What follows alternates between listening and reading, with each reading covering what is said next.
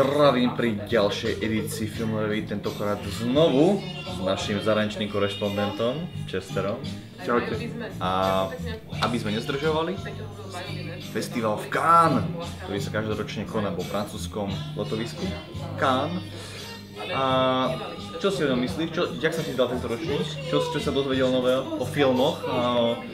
Poďme na to od základov. Cannes sa konal 13. do 24. mája, čiže bol to tentokrát, to obvykle býva, 11-dňový festival, počas ktorého mohli návštevníci, ktorí sú väčšinou veľmi kritickí, vidieť množstvo filmov, ktoré sú svojím spôsobom začínajú tú svoju púť festivalovú, keďže Cannes sa berie ako momentálne taká najvyššia meta v rámci festivalovej činnosti filmu. A to najvyššie ocenenie, teda Zlatá palma, pokiaľ ten film niektorý získa, tak je to brané takisto ako najvyššia cena, ktorá môže momentálne film. Je to svetový Oscar v podstate, hej, presne. Totoročná ponuka bola, ako každý rok, veľmi pestrá. Čo sa týka aj žánrov, čo sa týka aj filmov z jednotlivých krajín. Aj žánrov, aj premiér, aj národností režisérskych, filmárskych. Skrátka, veľa rôznorodosti. Začneme rovno prvým filmom, ktorý bol na festivale ocenený to najvyššou honorovanou cenou, čiže Zlatou palmou. Je to film od francúzskeho režiséra Jacquesa Audiarda, volá sa Depan. Depan je príbeh o troch indických migrantov zo Srí Lanky, ktorá je zmietaná občianskou vojnou. A ako prichádzajú do Francúzska, musia sa konfrontovať s novou kultúrou, prispôsobiť sa novým zvykom. Tí traje musia uzavrieť taký zvláštny pakt a musia vyzerať ako rodina, aby im to uľahčilo získanie víz. A je to zaujímavé dielo takého sociálneho realizmu, čiže prúdu, ktorý v Európe je momentálne dosť silný. A bol celkom prekvapením, že ten film vyhral Zlatú palmu, ale spôsobilo to menšiu kontroverziu vzhľadom na zloženie poroty, ktoré ten film honorovalo. Tohtoročná porota v Cannes, teda tá hlavná porota, bola zložená z viacerých známych mien filmového biznisu. Ich predsedom boli režisérska dvojica bratia Coenovci. Ďalej tam bol kanadský režisér, veľká ikona, veľká taká tá budúcnosť filmu Xavier Dolan. Máme tam možnosť vidieť aj Sophie Marceau. Ďalej tam kto ešte bol? Bol tam Guillermo del Toro, známy mexický režisér, a Sienna Miller, ktorá asi zablúdila na podozov letadla, ale nebola v porote. A herec Jake Gyllenhaal. Čo je zaujímavé teda, že tento film Depan získal Zlatú palmu, čo je svojím spôsobom odlišný film, aké nakrúcajú, aké vlastne vyznávajú Coenovci. Tu je vlastne tá prvá taká kontroverzia v tom, ktorú sme mali vlastne možnosť vidieť aj podobné rokmi na tomto festivale, kedy predseda poroty Steven Spielberg dal cenu francúzskému lesbickému filmu Louis de Wollmescola. Presne. Alebo teda Život Adele. Tak to môžu povedať skôr. A k tým ďalším cenám, film, ktorý zaskočil mnohých v ukázaní takej tej surovosti, keď to sa myslím, že na film s podobnou témou dalo čakať, film Son of Soul. Je to príbeh maďarského režiséra László Nemeša, ktorý navyše debut, ktorý je o tzv. Sonderkommande, o židovských pracovníkoch, ktorí pomáhajú nacistom v odstraňovaní mŕtvol v vyhľadovacom tábore. A z tých pár ukážok, ktoré sme zatiaľ mali šancu vidieť, lebo ešte nevyšiel trailer, bol to dosť ťažko predýchateľný materiál, aspoň v tom, akým spôsobom práce s naturalizmom. Veľmi výrazný film. Vyhral druhú cenu, Grand Prix, pardon. A neoficiálne tretiu cenu získal satirický surreálny príbeh Love Story, ale dokonca Lobster od Yorgosa Lanthimosa, je to grécky tvorca príbehov ako sú Alpy, alebo Tesák, čo bola dosť veľká uchyláreň, ale my taký film máme radi však. Ale všeobecne za takú tretiu najpreferovanejšiu cenu sa berie proste cena za réžiu v rámci festivalu Cannes, ktorú tento rok získal azijský režisér. Režisér, má vysloviť jeho meno, alebo je problém? Hou Xiaoxian. Nakrútil film, ktorý sa volá The Assassin. Kritici sa zhodujú v tom, že je to veľmi kontroverzný príbeh, už len v tom, že čo sa týka obsahovej stránky, tak takí tí liberáli alebo konzervatívci to skôr nepobrali, pretože nevedeli nejakým spôsobom sledovať tú dielovú líniu. A skôr takí tradicionalisti, takí tí formalisti, tak tí skôr tento film vynášali na piedestal, pretože zobrazenie sveta, ktorom vlastne Assassinovi režisér sa snaží zobraziť taký ten jeden z tých klasických bojových, umení azijských, tak v tomto smere dosť zaskoroval aj u kritikov, ktorí boli skôr naladení takýmto tým formalistickým štýlom. Hej, no. A keď ste videli, dám som samozrejme aj niektoré zábery z ukážky, ktorá... Videl si ukážku? Nie? Keď si predstavíš bojový film, tak vieš, je tam nejaká konfrontácia. Ale tento režisér urobil to, že ten Assassin aspoň všetko zabil nejakú jednu postavu a zrazu k nej pribiehol nejaký asi je milenec alebo kto a kamera sa venovala keby im a vôbec nie tomu súboj, čo sa odohráva ako mimo kamery, čo bolo veľmi, to som si ešte vo filme nikdy nevšimol, tak hlavne v filme, ktorého taká atraktivita vychádza z tých martial arts, motívov. To mi povedal, že tento film je netradičný a treba ho vidieť a dúfam, že ho budem mať šancu neuvidieť. Určite budeme. Povieme si aj kde. Dobre. Takže za scenár si tentokrát prevzal americký film Chronik, konkrétne Michel Franco.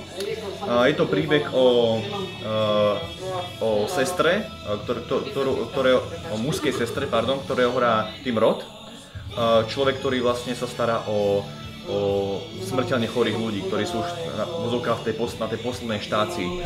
A z ukážok to znovu vyzerá nič nehovoriaci, lebo nie je trailer vonku, neviem ani čo ten film je, odkiaľ to je, prečo to je a vieme o tom strašne zatiaľ málo, ale na to scenár tak asi to je dobré. A to je taká zaujímavosť z týchto filmov že vlastne tento festival je pre nich taká štartovacia línia. Tú hlavnú sezónu oceňovaní filmov máme ešte pred sebou, to bude za niekoľko mesiacov, ale už teraz sa vlastne dá si to prvých ocenení, pretože Cannes je vlastne druhý veľký festival, ktorý sa tento rok odohral, prvý bol v Berlíne, tak už teraz viem vlastne očítať, čo budú asi tie styčné filmy tento rok. Hej, presne. Teraz by som prešiel k takým tým sekundárnym, ale stále výrazným cenám, to sú herecké ocenenia. A cenu za najlepšiu herečku tentokrát si prevzali dve, ako to bolo pred pár rokmi. Emmanuelle Bercot za Monroe, film... Režisérky Maven. Hej, kde Emmanuelle Bercot tentokrát si zahrala s burlivákom Vincentom Casselom a hrajú také velice, tak som už povedal, je to burlivé velice. Kontroverzný milostný pár, ako keď. Presne. A čo je ďalšia tiež zaujímavosť, Rooney Mara, ženská, ktorú by ste si povedali, že ona vie hrať. Asi Porta si myslí, že áno, pretože dali jej cenu za jednu z páru milaneckého vo filme Carol, kde sa mojká s Cate Blanchett. Toto musí vidieť. Údajne aj Cate Blanchett mala získať tú cenu podľa kritikov, ale pravdepodobne si Porta povedala, že Cate Blanchett už má toho dosť tých cien. Tak preto to dá si dali. Toto si čítal z Hollywood Reporteru, lebo je to taká klebeta, neviem. Tak to vystrihni potom. Nevystrihnem to, nech ľudia počujú. A herec tohto človeka nepozná. Vincent Lindon za stvárenie postavy vo filme The Measure of a Man od Stéphane Briseo. Francúzsky film, znovu sociálny realizmus, máme tam, človek má problémy s niečím, zase nevieme s čím, lebo žiadne ani trida, neviem sa ťa šlo von. Vieme len to, čo sme videli z Útržkovská, iba jeho fotky, ako sa usmieva fotografom, takže zatiaľ nič konkrétne, ale... Pri tom kritici chceli skôr práve toho spomínaného Tima Rotha. Tima Rotha? Hej. Ako ocenenie pre hlavného herca. Ale Tim Roth má toho veľa, počkaj, nemá, tak nič. Takže to sú tak tie oficiálne ceny, tí oficiálni víťazi. Ja tu mám ešte pár napísaných filmov, ktoré by som určite chcel vidieť. Som zvedavý, čo mi tu povieš. Takže Macbeth, Justin Kurzel, hlavnej úlohe, Fassbender, čo si to myslíš? Určite áno. Určite áno? Hej. Všetko, čo to povieš? Vyzerá to také netradičné stvárenie. Hej. To také novodobejšie, čo určite diváci aj ocenia. Presne. Psychopatický král, Fassbender, kedykoľvek. Potom film Mladosť od Pavla Sorrentina. Vyzerá to ako film, ktorý dosť pripomína Veľkú nádheru, veľmi preferovaný film, ktorý mal aj Oscara v cudzojazyčnej kategórii na Oscaroch. A na jednej strane to môže byť dosť také zaujímavé, keďže vieme už ako Sorrentino takúto smotánku zobrazuje. Tuto priamo ide o dvojicu starnúcich artistov, umelcov, ktorí sa nejakým spôsobom chcú navrátiť do tých zaužívaných kolají. Ja mám trošku pochybnosti, aj keď ten film sa nemám pochybnosti, lebo štilo to vyzerá dosť ako Veľká nádhera, má to rovnakú paletu farieb využitú. Uvidíme, ale sú tam herečky z no to je jedno. Potom film, ktorý získal veľmi hademné recenzie. Náš Gus Van Sant.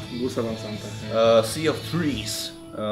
Film, ktorý je o dvoch ľuďoch, ktorí prídu do známeho japonského lesa, ktorý neviem, ak sa volá, ale prezývaný ako more stromov, kde ľudia väčšinou chodia ukončiť svoj život dobrovoľne.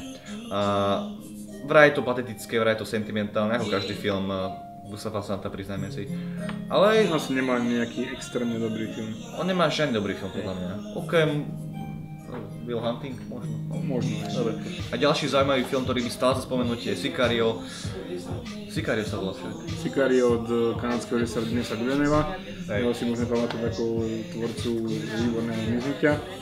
Takže toto môžeme asi očakávať takisto nejakú takú dusnú atmosféru, ktorú vytvorí.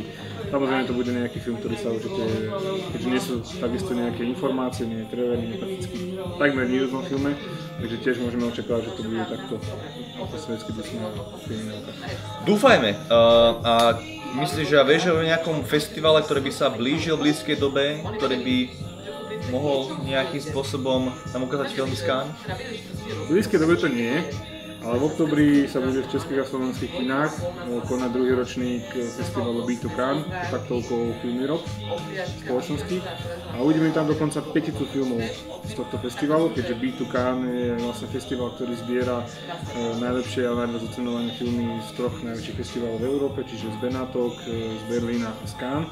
A z Cannes tam uvidíme teda 5 filmov a medzi nimi bude aj trojica z týchto ocenených filmov. Bude tam dokonca aj víťaz, Tim Depan, ďalej film, ktorý bol ocenený za režiu, čiže Assassin, takisto aj ten debut maďarského režiséra László Nemesa, Sama Soul. Takže chvála Bohu, blížia sa k nám filmy z festivalov, z európskych festivalov, môžeme sa tešiť, konečne tie filmy uvidíme. Takže toľko k našej kratučkej, dúfajme, edícii festivalu Cannes.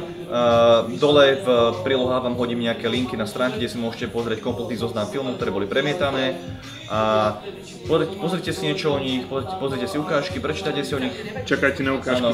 Nahajpujte sa na tie filmy a dúfam, že sa uvidíme v kine. A pozdravíme sa a bude nám fajn. Majte sa pekne.